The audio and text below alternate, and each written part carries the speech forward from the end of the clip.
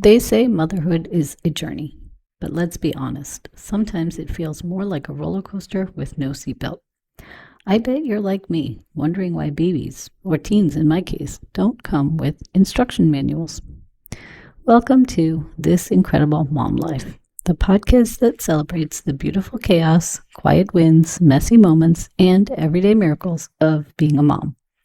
I'm your host, Dummy, wellness coach, mom of three boys, and a passionate believer that you don't have to live at the mercy of PMS, burnout, or exhaustion. Join me every week as we hear the craziest and most unbelievable mom stories. I'll be sharing the huge accomplishments and triumphs of both our moms and their kids. We'll giggle, cheer on the kids, and discuss obstacles and lessons learned along the way. If you are struggling to be the best mom you can be, how open-minded are you to booking a free call with me? You don't have to live at the mercy of your cycle, and you definitely don't have to do it alone. Give yourself permission to let me be part of your support system. I believe that you weren't meant to just survive motherhood. You were meant to thrive in it. Hello and welcome back. This is This Incredible Mom Life podcast. I am here with another Supermom guest with me. Dr. Crystal Ann England is a licensed marriage and family therapist, certified grief specialist, and certified clinical trauma professional with over 17 years of experience guiding individuals and families through healing and transformation. Dr. England holds a PhD in marriage and family therapy from Southeastern University and brings a deeply cultural lens to her work, shaped by her roots in Brooklyn, South Florida, and Jamaica. She specializes in supporting women, mothers, and families as they navigate identity, grief, trauma, and life transitions through narrative therapy, somatic practices, and intergenerational storytelling. She's also the creator and host of The Narrative, a podcast centering healing conversations across generations and curates therapeutic retreats and creative spaces that invite people to move from silence to secrets to storytelling. At the heart of her work is a powerful belief that our stories hold wisdom and that healing happens when we truly are seen, heard, and rooted in authenticity. Dr. England, welcome to the show. Thank you for having me. It'll be fun. So let's get started and tell me who you are a mom to. I am a mom to two little girls who are 7 and 5. And I've always felt a very deep connection to the sun and the moon. And so my girls are the sun and the moon. It's Luna and Sunny. Oh, I love that. Which I have like my little tattoos and That's so cute. I love that. And so you're in the elementary school busy time. Yeah. Yep. PTO mom, all the stuff. Yep, me too. Mm-hmm. It's fun. I miss it a little bit. I'm still a PTA mom, but it's different at the middle school and high school level. It's a lot less involvement in the classroom and things like that. So enjoy it while you can. I am enjoying it. Yes. Oh, amazing. All right. Well, tell us a story about your girls. So, I feel like our kids are always mirroring all the things that sometimes lessons that maybe we've been running from or lessons that maybe we miss. So a few months ago, my little ones spilled, because they are in this age where they want to pour their own drinks. Fine, sure, independence. Let's be independent. We love that. Yes, go pour your own drink. But when it gets a little heavy, and then all of a sudden that little arm gives away, and then so my daughter is pouring the orange juice, and then I just watch her go like this. And it just but she's holding it and just pouring it out. I'm like, honey, pick it up. Pick it up. It's okay. Pick it up. Use the other hand. By the time she realized that she could pick it up, the entire floor is covered in orange juice. And I'm like, you know what? Maybe moving forward, you're not allowed to pour the juice if it's full. Like if it's a full container, because it's very heavy. We went into this whole thing.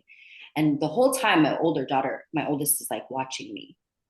She says, you know, mommy, when you spill, you don't yell at yourself. Mm, it is true. I said, you're right. You're right. And so, something I've always told them ever since they were kids was that you're new on this planet. So, you're still learning. Mommy's been on the planet for a while. So, I know some things. So, of course, again, here goes my oldest. She says, Mommy, remember, we're still new on this planet. Yes. I'm like, you're right. You're right. You're right. You're right. So, I'm so grateful to have kids that are articulate, that are perceptive, and that in those moments where I'm not paying attention of my footprint and how I'm moving through the world, that they lovingly like slow me down and bring me back to, okay, what kind of mom do I want to be, right? And how do I need to be showing up? Am I allowing them to make mistakes? Am I allowing them to be kids? Am I being the kind of mom that I want? And I'm so grateful that I have these little girls who keep me in check, right? And that I give them permission to keep me in check, I Yeah. think too. Because I don't know about for you, Amy, but my mom did not allow me to keep her in check. I would have gotten like, be quiet and go to your room, right? Yeah. So it's a blessing because I get reminded of being my best self. Yes. I love that you taught your kids that they are new, right? They're still experiencing things. And they're not afraid to speak up and tell you that. I love that. Um, and just to give you a heads up, my teenagers will still fill the cup to the top and spill. And I'm like, can you just stop at like 3/4? Like they're all bigger than me now, right? They're taller than me, they're bigger than me. So I know they're strong enough to hold this Yeah. gallon of juice or whatever. And they fill it, they insist on filling it to the top and it spills over. And I'm looking at them like 3/4 full. And they're just like, oh, I'm like, can you clean that up? No. Um, but yeah, it's I don't know. I guess you learn when you're out on your own and mom's not there to help you clean it up or do whatever. When it's your money spent that Yes. gets wasted every time the juice spills, right? Maybe then you learn the lesson. Yeah. And some now they won't tell me, right? So if I'm not in the kitchen or they bring breakfast on their own and this that, and I'll come down and I'll just see this stain on the tablecloth, and I'm like, what's that? And I lift it up, and at least they know to put like a napkin underneath. But I'm like, Okay. all right, you like half cleaned up. We're getting there. But yeah, it's oh my, spilling drinks. So I That's still have to look forward to this even in the teenage years, is what you're telling me, Amy. mm-hmm. Okay. Maybe not with the girls, but definitely with my boys. Like they will overflow the cereal bowl with the milk, the juice glass. It's just like I'm like, did you not see it like filling, and then it's overflowing, and then they're like, oh, okay, well, I guess it's a learning process. So now at least they help me clean up, but I still have to finish it. And then I'm like, I just washed this tablecloth like 2 days ago, and now I have to wash it again. Yeah. You're brave because you have tablecloths. I don't even bother. I just let the table be bare. I'm like, We have a wait, nice wood table. I'm like, I don't want to ruin it. I just put a runner. I'm like, here's a runner because I can throw that in the wash, Yeah. like every day if I need to. But a tablecloth, there's no way because that thing would be ruined. Yeah. Well, I have three boys, so to cover the entire table, it's just easier. Oh my goodness. But I love the lessons that you're teaching your kids, and I hope they carry those on with them into adulthood. Me too. Nice. So tell us a little bit about who you are and what you do. So my profession is I am a therapist. Um, I've always, some people, I feel like there's different kinds of people, right? Some people know when they're really young what they want to be. And I think I knew rather early on. I didn't know the name exactly. I remember thinking I wanted to be, and I tell the story all the time. It was my eighth grade dance. Um, and it was like the last day of school, and all the kids were having fun and dancing and talking. And I have always been very observant. And so I was sitting on top of a desk and I was kind of like watching all the different cliques of like these people over here, these people over here, and those girls in the back, and the boys over there doing mischief. And I remember just being like, and my teacher walks over and she says, I love that you're so observant. Like you're always paying attention and watching and taking note. And like I see your brain going. And she's like, I hope you never lose that. And I that was the first time someone had pointed out to me that that was even something that I did. Um, so my mom is one of 15. My dad is one of six. So I come from a very big family. So ever since I was little, I've kind of always, how can I say, scoping out the scene is how you stay safe, right? So Mm-hmm. you kind of learn like which aunties and uncles to stay away from. Mm-hmm. When you kind of know which cousins to stay away from, or what cousins like. So part of this came very natural because I come from such a big family. I'm always observing to see for safety, right? Emotional safety, physical safety. But I didn't realize that that was a skill that I could then use in a profession. And until this teacher pointed this out, right, that this was like a great skill that I had. So fast forward, I always said I want to be a psychology doctor, right? But I have my bachelor's in psychology, and as I was going into figuring out my master's, I remember I was going into a clinical psychology program, and I met with the staff, and it felt so cold, like very sterile. And I was like, I don't want to do clinical psychology. This is not something I want to do. Long story short, I met with someone who was a part of the marriage and family therapy program, where they were like, this is a lot more of a warm, it's very systemic, it doesn't feel as sterile. And the moment that I met with that advisor, I learned more. I was like, oh my goodness gracious, marriage and family therapy is perfect because it's all about systems, right? And again, coming from a big family, systems is the language that I spoke, but there wasn't a name for it. So being able to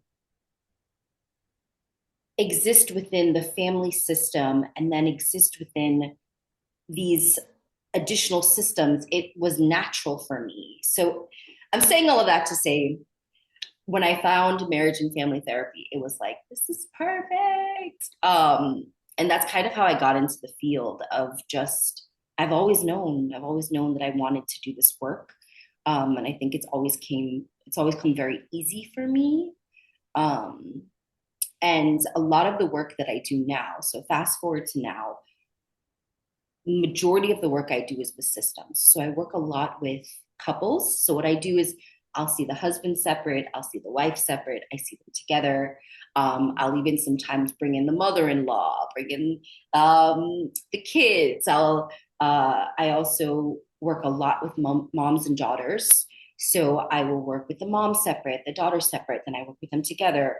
Um, Sometimes we'll bring in dad, say, hey, dad, come and weigh in on this relationship. Let's talk about that. I am very, very comfortable working with I'm actually probably more comfortable working with a bunch of people in the room. And again, because that's what I come from, right?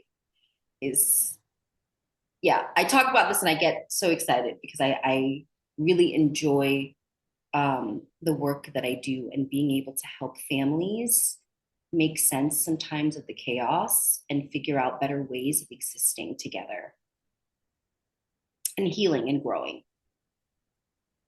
Nice. Now you work with, I guess, multicultural families and immigrant Yes. families, right? Yes. Um, so talk about some of the challenges that immigrants face when they try to assimilate into a new culture. Oh goodness, do we have time for this, Amy? Um, so, you know, there's so many facets to this that we could touch on, but I guess one of the things that I find quite often in the work that I do is when we talk about immigrant families, um, for the kids, something that I see a lot is the parentification, which is essentially the kids having to be growing up and being like parents, right? To their parents, which is Yes. interesting because so you come to this country, your parents don't know how things work. Your parents don't know how to pay bills. They don't know how to navigate certain, again, go back to systems, how to navigate the DMV or to navigate the school system or how to navigate the workplace or how to get certain benefits if you don't have financial stability, right? All of these different things.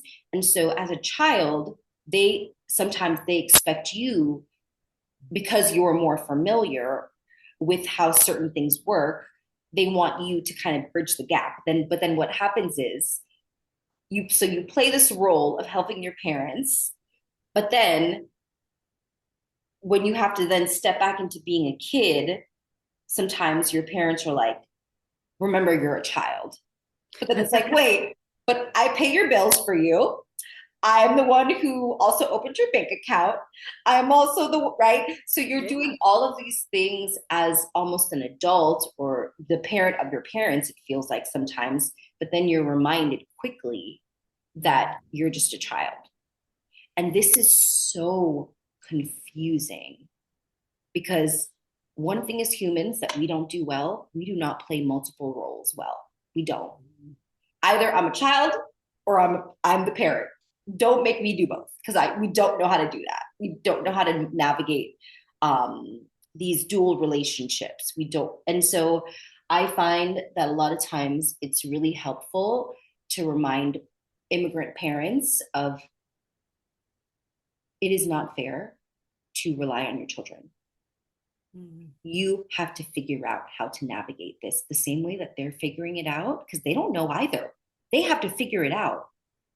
Do not put that burden on your children, right? No offense, but you're the parent. I know it's hard. Figure it out.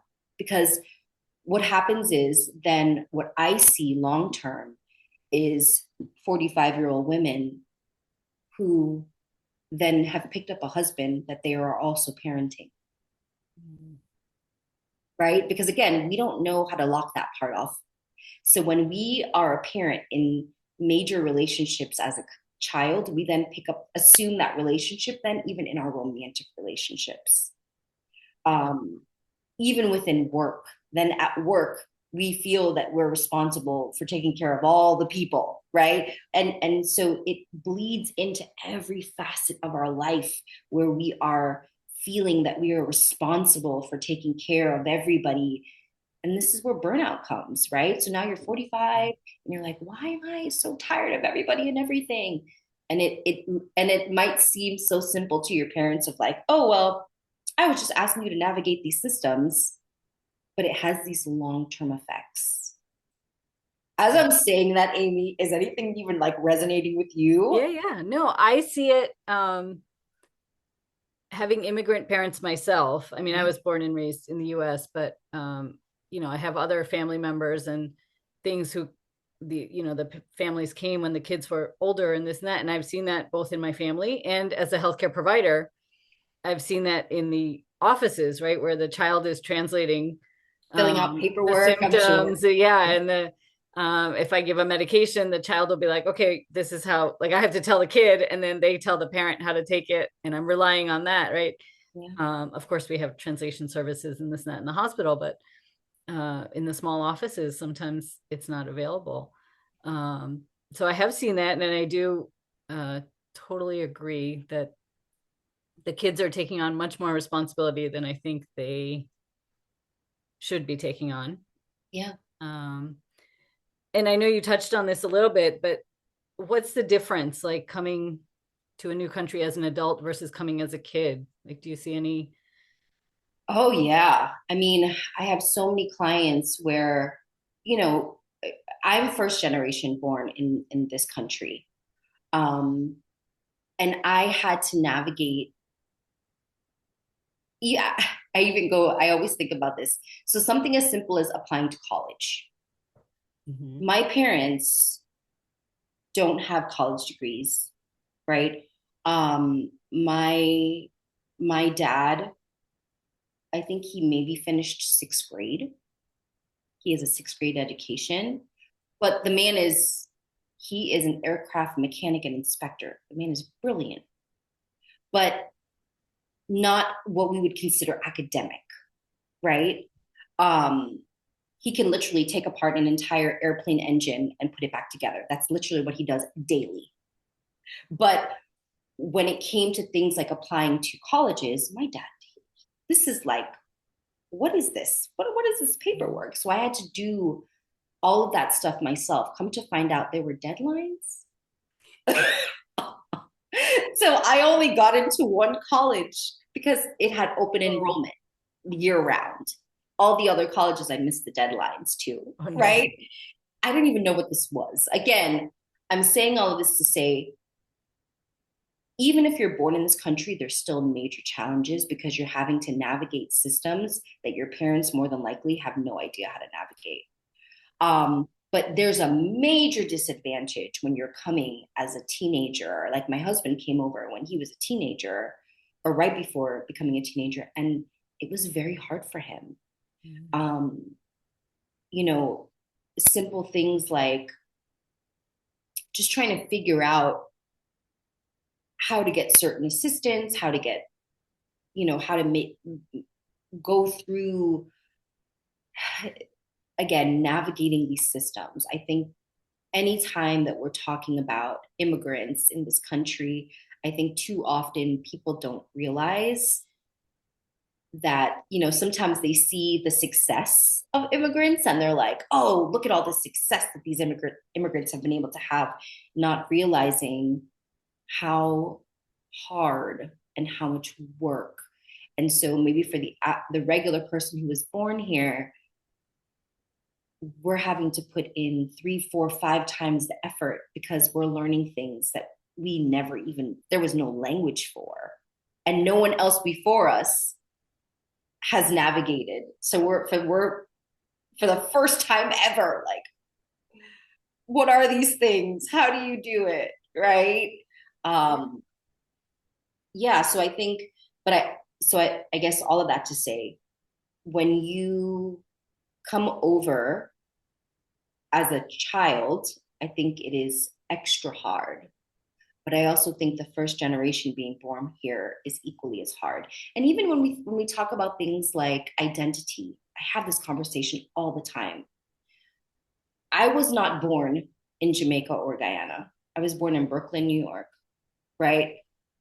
So for a lot of Jamaican or Guyanese who see me, they're like, "You're not Jamaican enough or Guyanese enough." But then to Americans, I'm not American enough, right? I'm not an African American because I'm the first one in this country. Mhm. So I don't necessarily identify with African American culture. Um, that's not my culture, but also I'm somehow straddling these worlds of where do I fit in? And sometimes that, I mean, again, I talk to so many families, and this is like a really hard place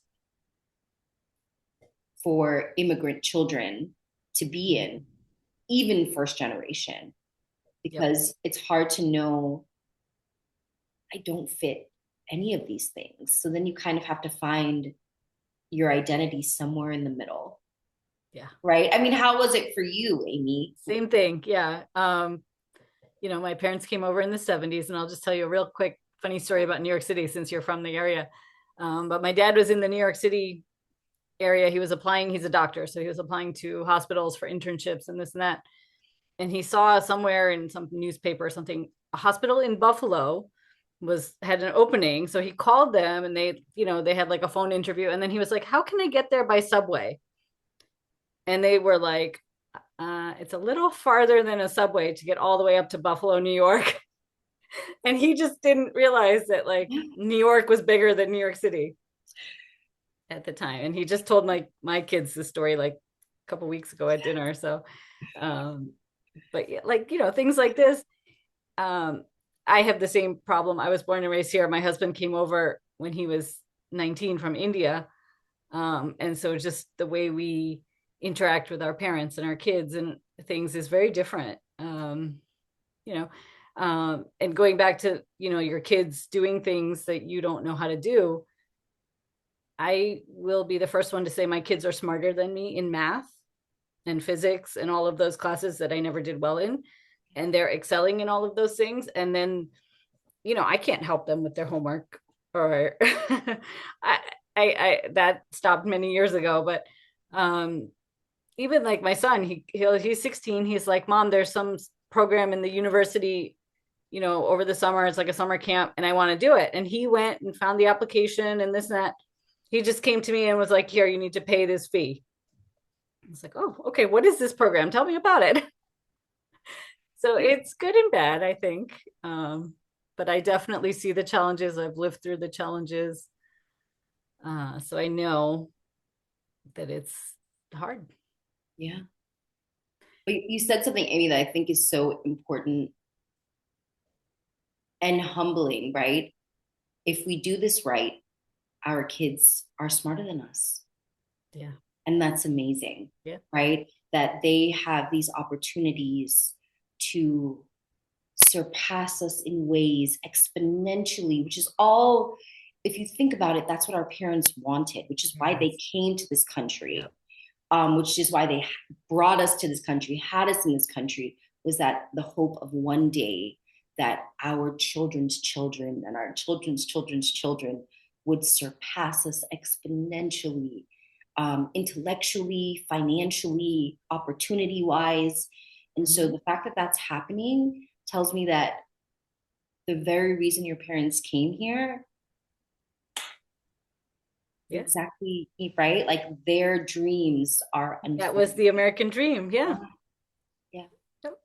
Now, I know you like to share stories of people and families on your podcast. So talk a little bit about that. Yeah, so I have a podcast on Spotify, Apple Music, and YouTube.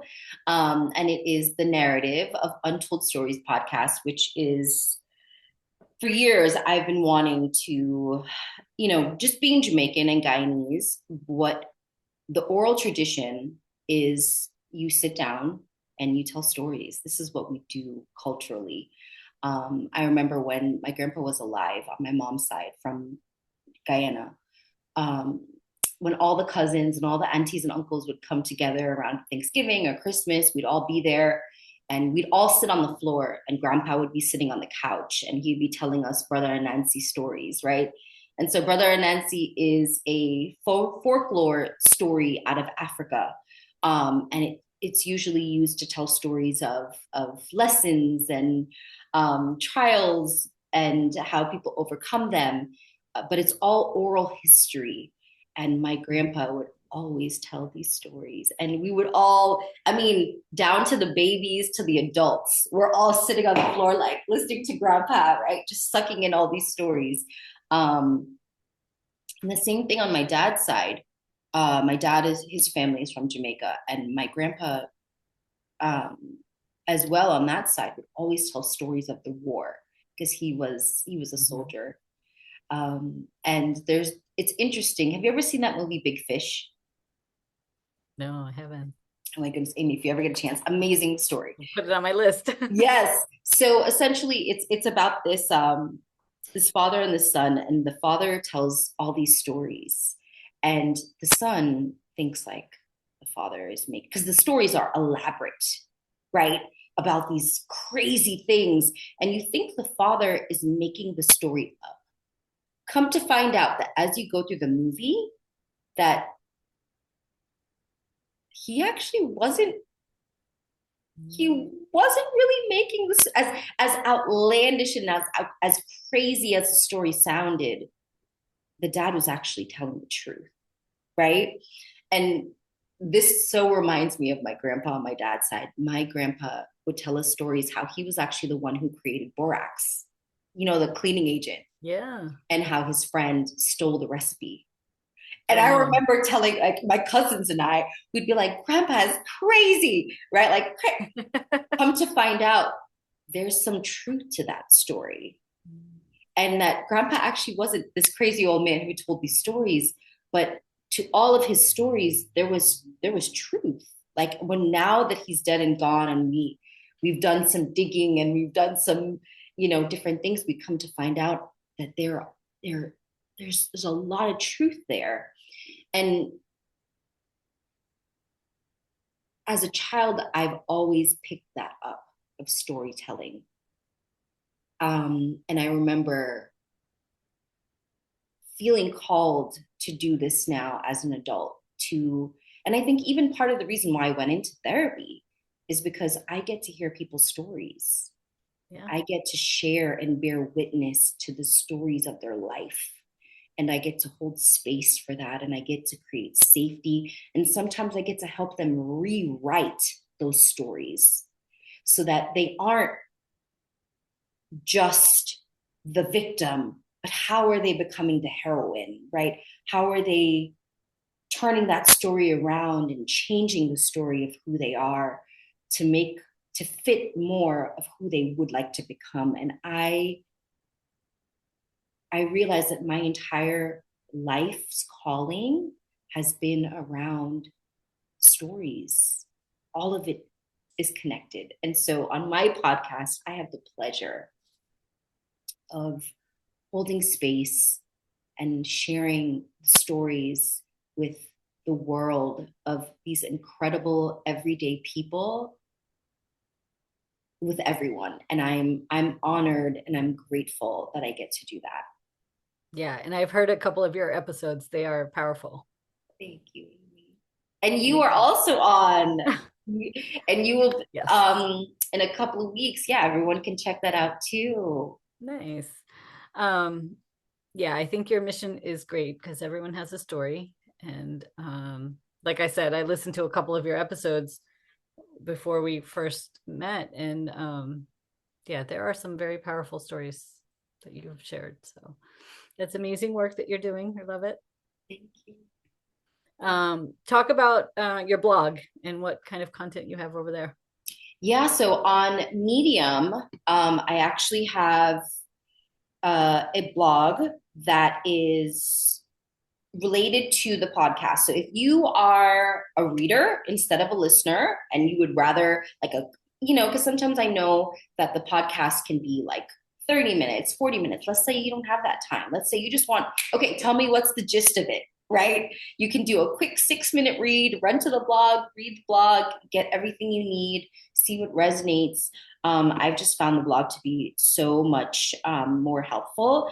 And so the blog is, you guys can find that at Luna Sky Wellness, and that's on Medium.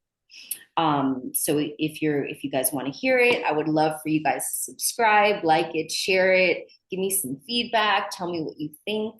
And or if you would like to be a part of the podcast, if you have an amazing, incredible story, or if you just have an everyday story, right? Because I think sometimes we think, wait, I don't have a story. Like it's not that, I didn't really go through anything, or it's not that, crazy. I've just kind of like lived a normal life. That's not a thing.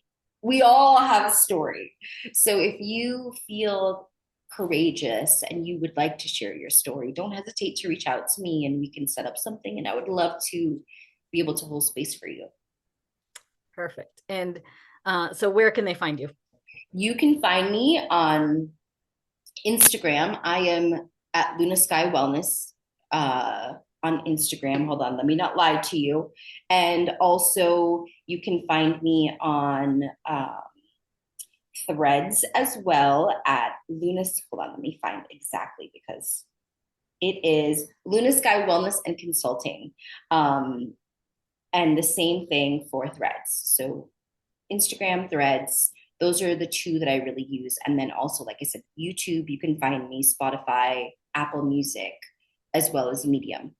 Yep. And we met on Threads, so yeah, we know it works. please come on over to Threads. Yeah. I've met some great people on there. Me too. Yeah. Well, this was amazing. I love the work that you're doing. I love that everyone gets a chance to share a story, because you're right. I think we all have a story. And if you haven't realized it yet, it's probably still unfolding, right? So this was really fun. I'm glad we connected, and I'm going to thank you again for joining us today. Thank you, Amy. Thank you for having me. I appreciate you.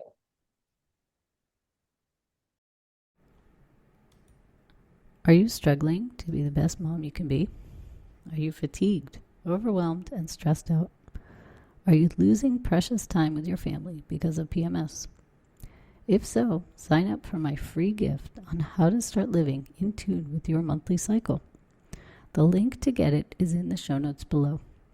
Use this guide to help you start to eliminate your symptoms of PMS, increase your energy, reduce stress, and fully enjoy this incredible mom life. The way I see it, you have 3 choices. You can try to figure it all out on your own. You can do nothing and stay where you are, or you can get the customized guidance you need to thrive as a mom. The choice is yours. Thanks for listening to today's episode. I hope you learned something from these stories. If you enjoyed this show, please make sure to subscribe, rate, review, and share this podcast.